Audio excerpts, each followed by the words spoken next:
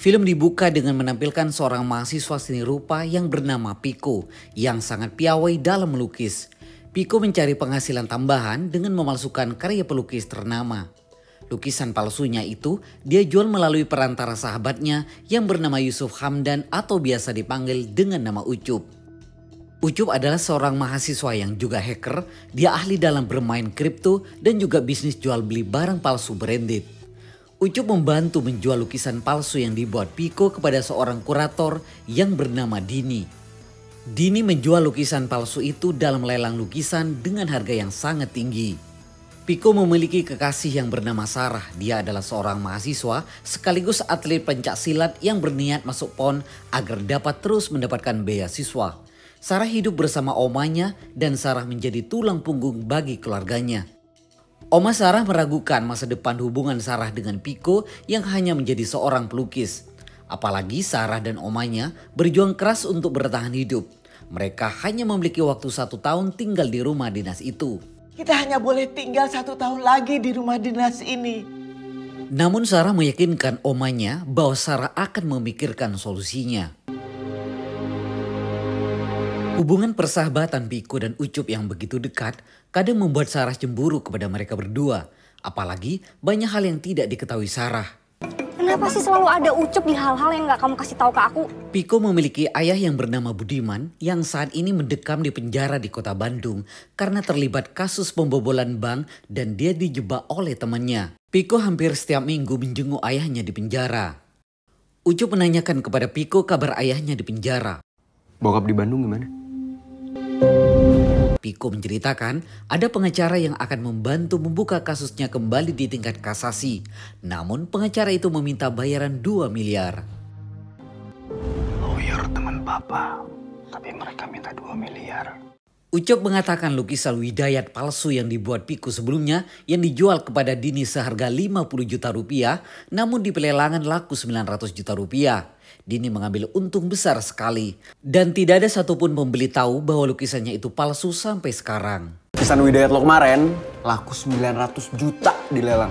Ucup punya ide ingin menegosiasi ulang proyek pembuatan lukisan palsu selanjutnya. Dia akan meminta harga yang lebih fair kepada Dini. Cukup dengan 3 lukisan, mereka bisa mendapatkan uang 2 miliar sehingga dapat membantu Piko membuka kembali kasus ayahnya. Sementara seorang polisi wanita melaporkan kepada atasannya bahwa ada laporan kedua dugaan pemalsuan lukisan. Yang sebelumnya lukisan Afandi dan laporan yang kedua adalah lukisan Widayat. Namun untuk meneliti keaslian lukisan tersebut, Galeri Nasional perlu mengundang peneliti dari Belgia untuk memastikan keaslian lukisan. Namun mereka tidak memiliki anggaran. Menurut sang atasan polisi, kondisi ini tidak bisa dijadikan kasus karena bukan kapasitas polisi untuk menyelidiki lukisan palsu. Selanjutnya kita diperkenalkan dengan pemuda yang bernama Gofar dan adiknya Tuk-Tuk yang tinggal bersama ayahnya. Mereka menyewa tempat kepada Piko untuk dijadikan bengkel mobil. Gofar adalah seorang mekanik di bengkel, sementara adiknya Tuk-Tuk mahir mengendari mobil dan suka balapan mobil liar. Di malam itu tanpa sepengetahuan ayahnya, mereka berdua mengikuti balap mobil liar.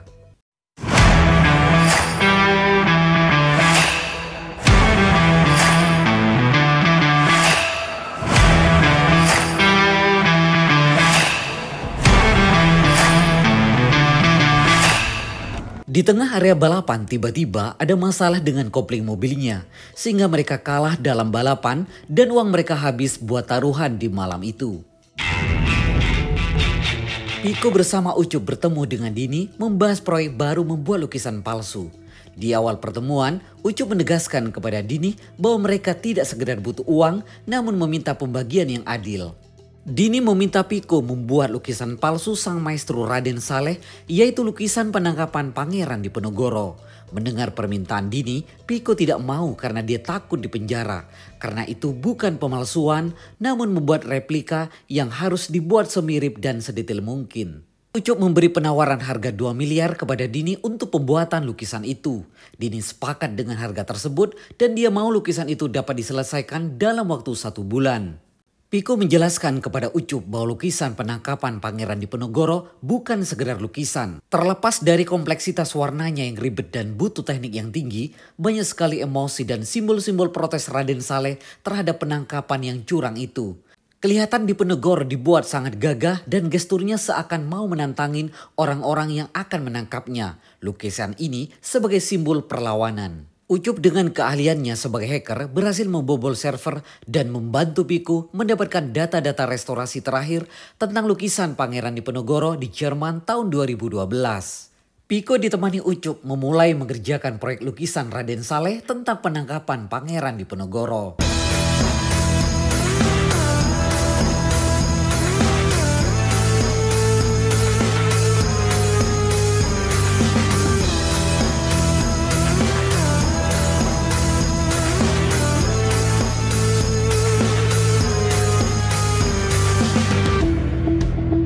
Akhirnya lukisan Raden Saleh jadi juga. Hasil lukisan palsu Raden Saleh yang dibuat Piko sangat mirip dengan aslinya. Piko dan Ucup nampak senang, namun tanpa disadari mereka, tiba-tiba Sarah datang. Keren banget. Kalian lagi ngapain sih?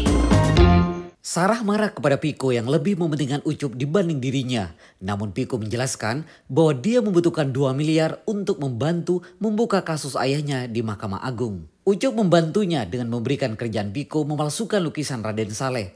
Karena hanya dengan lukisan Raden Saleh itu yang membuat dia mendapatkan uang sebesar itu. Aku butuh 2 miliar. Kalau aku mau bantuin kasusnya Papa ke Mahkamah Agung. Piko selama ini tidak terbuka kepada Sarah karena tidak ingin menambah masalah buat Sarah. Agar Sarah fokus untuk mengikuti PON dan tetap mendapatkan beasiswa. Mendengar pengakuan Piko, Sarah akhirnya minta maaf kepada Piko atas kesalahpahaman itu. Mereka bertiga akhirnya berangkat menemui Dini untuk transaksi menyerahkan lukisan itu. Di tempat janjian, Dini datang dengan membawa rombongan. Setelah mereka bertemu, Piko menunjukkan lukisan palsu yang sudah dibuatnya kepada Dini. Dini puas dengan hasil lukisan itu. Namun tiba-tiba ada seorang laki-laki paruh baya keluar dari dalam mobil. Mereka bertiga kaget ternyata orang itu adalah Permadi, seorang mantan presiden. Ternyata selama ini Dini bekerja pada Permadi. Permadi kagum dengan hasil karya lukisan palsu Piko yang sama persis dengan lukisan yang dipajang di ruang kerjanya dulu di Istana Negara. Namun Permadi memberi tawaran yang lebih menarik. Dia akan tambahkan menjadi 17 miliar apabila mereka berhasil menukar lukisan itu dengan lukisan yang asli yang ada di ruang kerjanya di Istana Negara. Piko menolaknya, dia tidak mau mencuri. Dia hanya mau 2 miliar. Namun Permadi mengancam Piko dengan menunjukkan video ayah Piko Budiman yang tengah dipenjara. Dia bisa membuat ayah Piko tersiksa lebih lama, bahkan mati di penjara. Permadi mengatakan Piko tidak punya pilihan. 3 minggu dari saat itu ada pameran tahunan koleksi Istana Kepresidenan yang akan dilaksanakan di Galeri Nasional. Mereka punya peluang untuk menukar lukisan pada saat dipindahkan.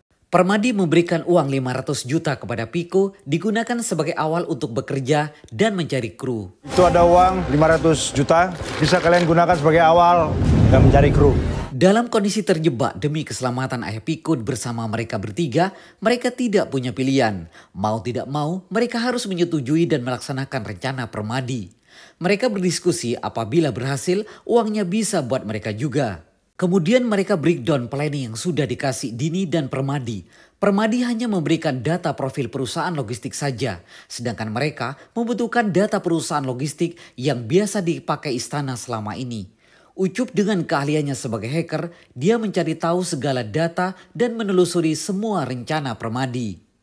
Ucup mengatakan perusahaan logistik yang dipakai istana selama ini menggunakan rute yang sama selama 12 tahun terakhir. Dia butuh tahu kondisi lalu lintas pada jam pengiriman dan cari titik teraman buat penukaran. Untuk itu, mereka membutuhkan driver dan mekanik yang handal yang dapat membantu keberhasilan rencana mereka. Sementara Gofar dan Tuk-Tuk dimarahi ayahnya karena mesin mobil BMW milik ayahnya rusak akibat digunakan balapan oleh mereka berdua. Mereka berdua harus mengganti mesin mobil yang rusak, namun Gofar dan Tuk-Tuk tidak memiliki uang untuk memperbaikinya. Kan duit kita kembat terus kayak gini. Mampus kita dibunuh bapak, Far. Kondisi itu dimanfaatkan oleh Piko dengan mengajak keduanya dalam rencana mencuri lukisan Raden Saleh. Karena mereka membutuhkan uang, Gofar dan Tuk-Tuk akhirnya setuju bergabung dalam tim untuk merencanakan pencurian lukisan itu. Butuh duit. Ikut gua. Piko menjelaskan apabila proyek ini berhasil, masing-masing anggota kru akan kebagian uang sebesar 3 miliar. Gofar dan Tuk-Tuk senang sekali mendengarnya. Uang itu bisa mereka gunakan untuk membangun bengkel. Malam itu mereka memulai aksinya. Mereka berlima masuk menyusup ke perusahaan logistik itu untuk mencari data-data perusahaan termasuk data-data karyawan.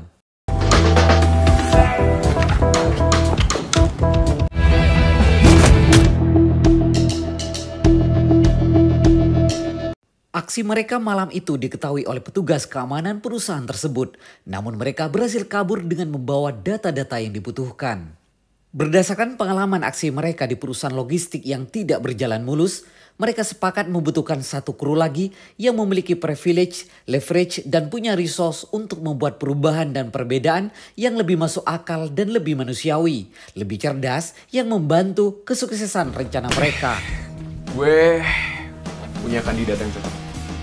Ucup punya kandidat yang cocok. Kandidat itu adalah Vela. Vela adalah seorang mahasiswa anak orang kaya. Dia bandar judi di kampus, cerdas dan ulung dalam negosiasi. Ucup menemui Vela, dia menawarkan Vela petualangan menantang dengan mendapatkan taruhan sebesar 2,5 miliar rupiah. Akhirnya Ucup berhasil mengajak Vela bergabung dengan tim itu. Piko menjelaskan rencana penukaran lukisan Raden Saleh itu. Plan itu menurut Vela sudah oke, tapi masih banyak bolongnya. Banyak detail yang masih belum diisi dan bolong di sana sini. Plan kalian ini sebenarnya oke, tapi masih banyak detail yang belum diisi. Bolong sana sini. Butuh 2 orang untuk nyusup ke perusahaan ini. Vela mengutarakan idenya, dia membutuhkan 2 orang untuk menyusup ke perusahaan itu sebagai karyawan. Tuk-Tuk dan Gofar ditugaskan menyusup dengan melamar sebagai karyawan yang akan dibantu melalui koneksi Mama Vela. Sementara Piko yang akan membuatkan ijazah palsu buat mereka berdua. Akhirnya Tuk-Tuk dan Gofar diterima bekerja sebagai driver di perusahaan logistik tersebut. Mereka pun memulai aksinya. Mereka memodifikasi mobil untuk menyerupai mobil pengiriman yang asli. Piko mengecat mobil menyamai seperti aslinya, sementara Gofar membuat nomor rangka sama dengan aslinya. Tuk-Tuk berhasil mengelabui sopir di perusahaan untuk cuti agar dia yang ditugaskan sebagai sopir yang akan mengantarkan lukisan. Akhirnya Gofar dan Tuk-Tuk mendapat penugasan dari perusahaannya mengantarkan lukisan Raden Saleh. Sementara pihak kepolisian mendapat tugas mengawal pengantaran lukisan Raden Saleh. Sid, ada tugas pengawalan aset negara. Penangkapan Diponegoronya Raden Saleh. Aksi pencurian lukisan Raden Saleh dimulai. Mereka bagi tugas masing-masing. Tuk-Tuk dan Gofar sebagai karyawan perusahaan yang akan membawa mobil logistik dan membawa lukisan asli dari istana. Sementara Piko bersama Sarah mengendarai mobil logistik tiruan dan membawa lukisan palsu. Vela mengendarai mobil sedan mewah sebagai umpan.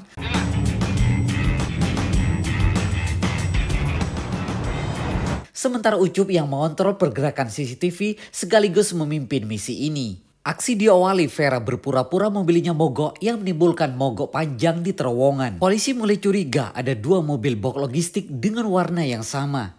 Ternyata aksi mereka telah diketahui polisi. Mobil box yang dikendarai Piko dan Sarah ditabrak polisi. Mereka panik, Piko dan Sarah keluar dari mobil itu dan berusaha kabur dari kejaran polisi.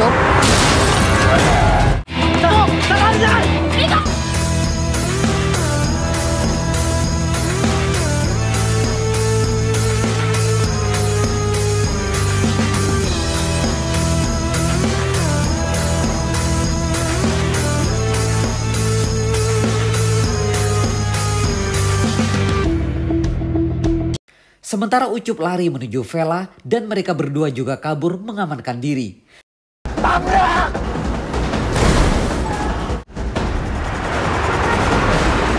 Begitu juga Gofar berhasil kabur dalam peristiwa itu. Hanya Tuk-Tuk yang terperangkap dalam mobil, akhirnya dia ditangkap oleh polisi. Vela dan Ucup berhasil bersembunyi di tempat yang aman. Vela curiga di data Permadi tidak ada informasi soal pengawalan yang menggunakan mobil sipil. Udah Cup, kita aman di sini kok. Lo mau kita ketangkep sekarang? Gue bilang kita aman, Cup. Yang gak bisa gue terima kalau sampai Piko yang ketangkep. Semua gara-gara gue. Sementara di tempat lain, Sarah marah kepada Piko karena merasa ditinggal dalam peristiwa tadi. Jangan pernah tinggal kayak tadi lagi. Aku gak pernah ninggalin kamu. Sementara Gofar marah kepada Piko yang telah mengajaknya dalam misi ini sehingga membuat Tuk-Tuk ditangkap polisi. Di kantor polisi, Tuk-Tuk diinterogasi namun tidak menjawab pertanyaan yang diajukan polisi. Sementara identitas Ucup sudah diketahui polisi. Polisi yakin pencurian ini tidak dilakukan sembarangan orang, bukan sekedar mencuri tapi bahkan menukar lukisan. Pihak kepolisian mendapat informasi Galeri Nasional menanyakan soal lukisan Raden Saleh. Penyelidikan minta dipercepat agar pembukaan pameran tidak tertunda sesuai arahan langsung dari istana. Polisi bingung membedakan antara lukisan Raden Saleh yang asli dan palsu. Apalagi lukisan itu berasal dari kedua truk yang identik sampai nomor mesinnya. Pihak Galeri Nasional menyarankan untuk melibatkan kurator istana. Akhirnya polisi mengirim surat kepada istana agar mengecek sendiri lukisan itu. Keesokan harinya Dini sebagai kurator istana datang memeriksa keaslian lukisan. Setelah Dini memeriksa, lukisan Raden Saleh yang asli dia kasih label dan bisa dibawa ke Galeri Nasional. Dan lukisan yang palsu dibawa Dini dengan alasan ada prosedur khusus untuk melenyapkan lukisan palsu apalagi masuk kategori aset negara. Piko dengan wajah sedih kembali menjenguk ayahnya di penjara. Namun dia diam saja dan tidak mau bercerita. Ayahnya berpesan hadapi saja yang biasa Piko lakukan dan jangan percaya sama orang lain. Piko datang ke pameran lukisan koleksi Istana Negara di Galeri Nasional. Dia melihat lukisan Raden Saleh itu. Dia terkejut ternyata lukisan yang dipajang merupakan lukisan Raden Saleh palsu yang dibuat oleh Piko. Sementara lukisan Raden Saleh asli dibawa oleh Dini ke rumah Permadi. Ternyata Dini demi keuntungan materi telah berkomplot dengan Permadi. Buat Permadi ini bukan soal lukisan. Negara sudah merenggut karir politik dia dan Rama anaknya ini merupakan hari pembalasannya. Akhirnya Piko, Ucup, Vela dan Gofar berkumpul kembali. Piko mengatakan lukisan yang dipamerkan di Galeri Nasional bukan lukisan Raden Saleh asli. Itu lukisan yang dibuat oleh Piko.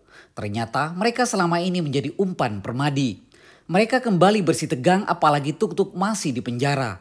Gofar sangat khawatir dengan keselamatan adiknya yang ditangkap polisi. Karena dia yang sudah bareng sejak kecil. Dari gue kecil gue selalu bareng sama dia. Dia sendiri gue takut dia apa-apain tau gak? Di sisi lain Permadi datang ke penjara Budiman. Dia memuji rencana Budiman yang begitu sempurna. Bayaran untuk Budiman sebesar 2 miliar rupiah sudah ditransfer ke Poltak sebagai pengacara dan dia minta kepada Poltak untuk membuka lagi kasusnya. Namun Permadi tidak menepati janjinya untuk mengusahakan hakim di Mahkamah Agung. Karena tanpa intervensi dari hakim, dia tidak akan memenangkan kasasi. Budiman kesal kepada Permadi karena ingkar janji. Dia bisa membuka mulut terkait dengan lukisan Raden Saleh itu kalau dia mau. Permadi mengancam apabila Budiman membuka mulut, Piko juga bisa dijebloskan ke dalam penjara. Sementara Piko bersama kawan-kawannya masih membahas rencana dan strategi untuk membebaskan Tuk-Tuk.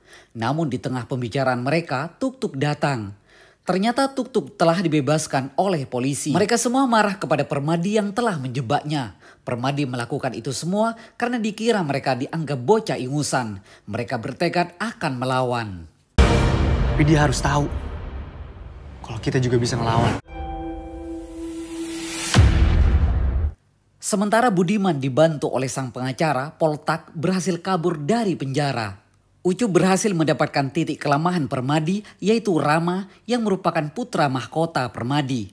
Tahun lalu Permadi mundur sebagai presiden karena kasus suap yang melibatkan Rama terekspos media demi beritanya tidak tersebar, Permadi terpaksa mengorbankan jabatannya. Rama seorang playboy kelas kakap, Sarah diberi tugas untuk mendekati Rama. 2 minggu lagi Permadi ulang tahun dan dia selalu mengadakan party besar-besaran. Sarah berhasil mendekati Rama ketika di kafe dan dia berkenalan dengan Rama. Bahkan Rama mengajak Sarah dinner.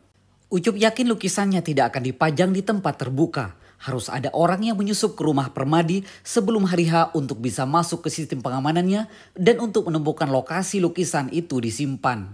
Mereka butuh akses ke I.O. acara atau vendor dekorasi. Ucup dan Piko yang mendapat tugas ini. Sementara Vela menemui mamanya di kantor. Ada apa sih, Vel? sampai harus ngomong di sini? Vela merencanakan ingin punya bisnis yang dia jalankan sambil kuliah. Bisnis itu adalah I.O. Akhirnya perusahaan I.O. yang menangani ulang tahun Permadi berhasil dibeli oleh Vela. Vela berhasil mendapatkan semua berkas acara ulang tahun Permadi, mulai dari jadwal acara, dekorasi, sampai catering. Atas rekomendasi Vela, akhirnya Ucup dan Piko bekerja di perusahaan I.O. tersebut, sementara Vela yang pegang kendali operasionalnya. Sementara Gofar dan Tuk-Tuk memodifikasi kotak sound system menjadi alat untuk menimbulkan asap chaos dengan menggunakan remote control. Sementara Ucup yang akan mengontrol server sistem keamanan sehingga dapat menguasai CCTV di rumah Permadi. Acara hari ulang tahun Permadi yang ditunggu telah tiba. Mereka mulai beraksi sesuai tugas masing-masing.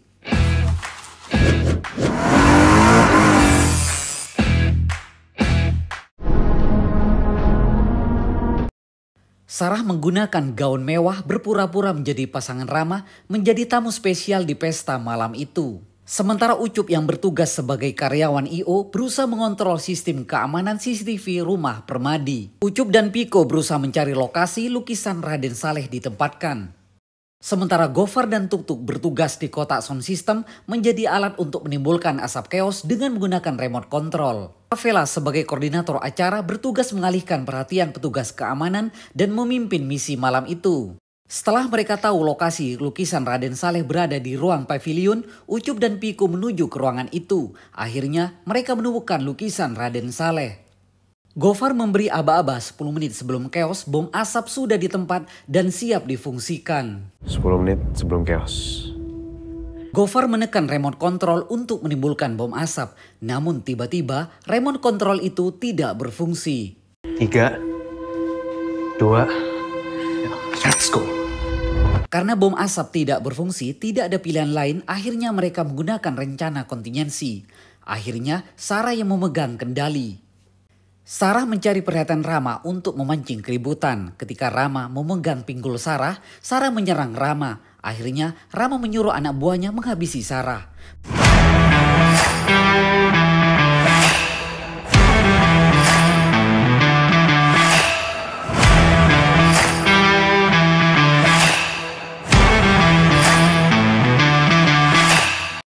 Sementara Gofar berusaha secara manual kembali membuat bom asap berfungsi, sehingga alarm rumah Permadi berbunyi dan membuat suasana semakin chaos. Ucup dan Piko berhasil membawa lukisan Raden Saleh dan dimasukkan ke dalam mobil dan meninggalkan rumah Permadi.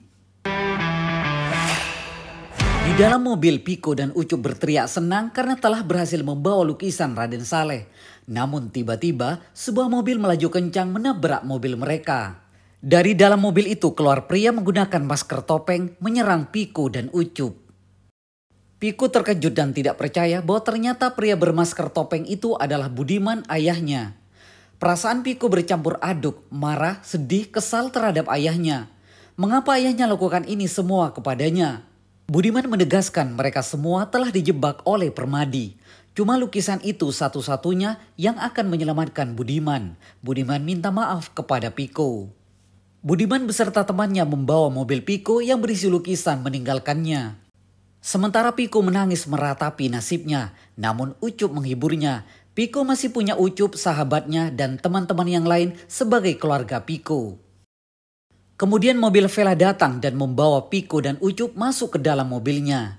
Dalam perjalanan Budiman melihat lukisannya, ternyata lukisan di mobilnya bukan lukisan Raden Saleh, melainkan lukisan Yasir Arafat. Ternyata Piko dan teman-temannya menjalankan dua rencana sekaligus. Lukisan Raden Saleh dibawa oleh mobil yang dikendarai oleh Vela, sementara mobil yang dikendarai Piko membawa lukisan Yasir Arafat. Sementara Permadi marah besar karena lukisan Raden Saleh telah dicuri dan dia memerintahkan anak buahnya untuk mencari pelakunya. Dini menelpon Ucup memuji kehebatan mereka. Dini di rumah Permadi melihat Ucup dan Piko membawa lukisan Raden Saleh. Dini mempunyai penawaran yang sangat menarik buat mereka. Ada calon pembeli yang mau menghargai 10 juta US dollar untuk lukisan itu. Mendengar penawaran Dini, mereka semua bersorak-sorai dan senang. Demikian alur cerita film Mencuri Raden Saleh. Jangan lupa untuk like, subscribe, dan aktifkan loncengnya. Terima kasih dan sampai jumpa.